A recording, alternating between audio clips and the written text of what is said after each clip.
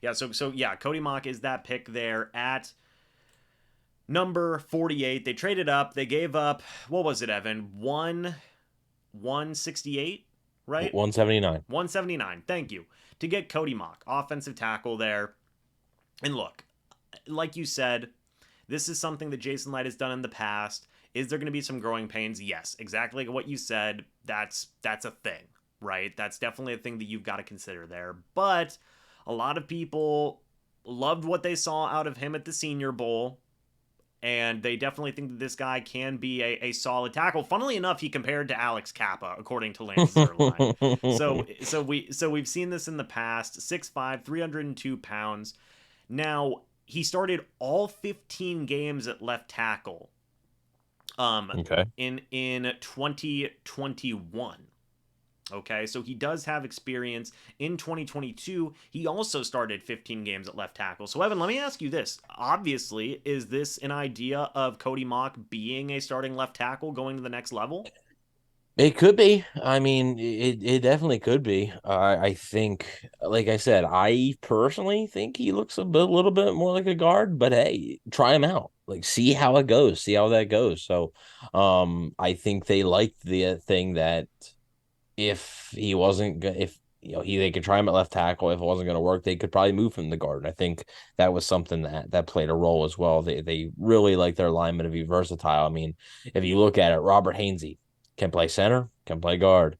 Lou Gedeke can play right tackle, can play guard. Like they like those guys. They signed Matt Filer, can play guard, can play tackle. So, um, Alex Kappa was a college tackle who moved to guard. Ali Marpet was a guard. They moved him to both guard spots and the center. So they like their offensive linemen that can do a little bit of everything, and they like their small school guys. So not really a surprise if you, not necessarily like it's not like this was reported widely, pre-draft, but like if you just follow the trends of what Jason Light typically looks for, Cody Mauch to the Bucs was a pretty obvious pairing, I think.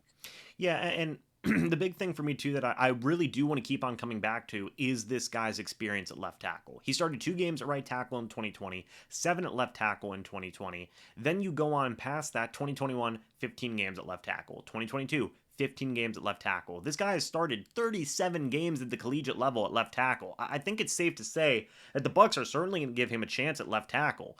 And maybe this lends to that idea of keeping a guy like Tristan Wirfs at right tackle. I know a lot of people were questioning what are the Bucs going to do at tackle? What are they going to do? They didn't get a guy in round 1. They went with obviously Kalijah Cansey. Now they went and possibly got their starting tackle here in Cody Mauch. Like you said, the dude is just one of those grit and grind type of guys, right? Just a Mhm. get down to the Yeah. business type of player. Just, That's just a football player. he's Just just he's just a guy. He's just a guy being a dude. 29 reps on the bench press, Evan. That's pretty good. The athleticism I feel like it is there. A 5.8 40-yard dash, 1.79 10-yard split, 49-inch vertical jump, well, 9 he's foot gonna have to broad be. jump. He's gonna have to be athletic, to be able to play. If he's gonna play tackle, like he's gonna have to be athletic. So we'll see. Yeah, and for the athleticism score, he got fourth at the combine out of all the offensive tackles. For the production, he got fifth out of all the offensive tackles. Obviously, that's playing at a smaller school, though, at North Dakota State. So that's going to be the biggest question here with Cody Mauch is can he make that transition from playing at a smaller school to moving up to bigger talent in the NFL? Maybe the Buccaneers felt better about that whenever they saw him reportedly performing extremely well at the Senior Bowl when he was going up against better talent. Again, some of those guys at the Senior Bowl were first round types of edge rushers, if not high second round types of edge rushers. Mhm. And we've seen the Buccaneers have success in the second round taking offensive linemen in the past. Donovan There, Smith, there, there, there's been hits, but there's been misses. So, but I certainly. will say that there's been more hits than misses. So, Certainly. And obviously the two names everybody comes back to, Donovan Smith and Ali Marpet are examples of the Bucs taking O linemen in round 2, heck, even in round 3. Alex Kappa obviously is the NFL comparison there, according to Lance Zierlein.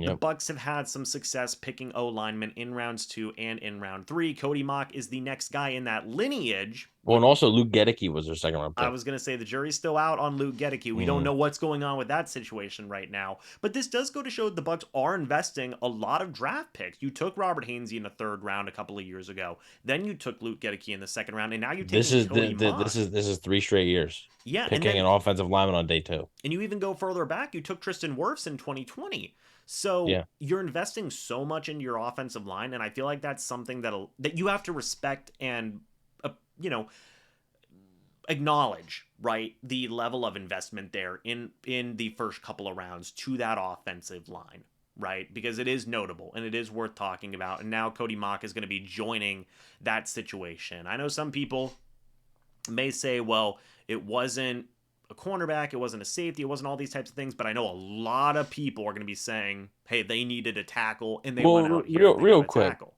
the corner thing makes very little sense because the people that suggest a corner are suggesting all these corners that are literally outside only corners. Mm-hmm. Like they cannot play inside. And they just re-signed Jamel Dean and they have Carlton Davis.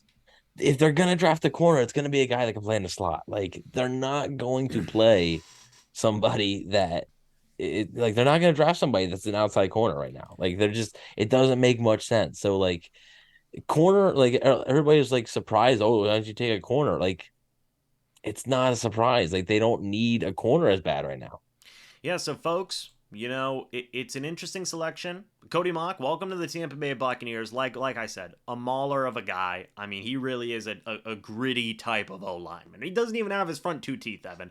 That's how Yeah, tough he's that. just looks like a pure hockey player. Yeah, like that's how tough this guy is. Okay, he's literally the meme where he eats a bowl of nails for breakfast without any milk. Okay, like. That's this guy. So Cody Mauch is a new Tampa Bay Buccaneer. Will he play left tackle? Will he be somewhere else along the offensive line? We're going to have to wait and see, folks. But Bucs traded up. They got potentially a new starting left tackle, Evan. Very interesting stuff there.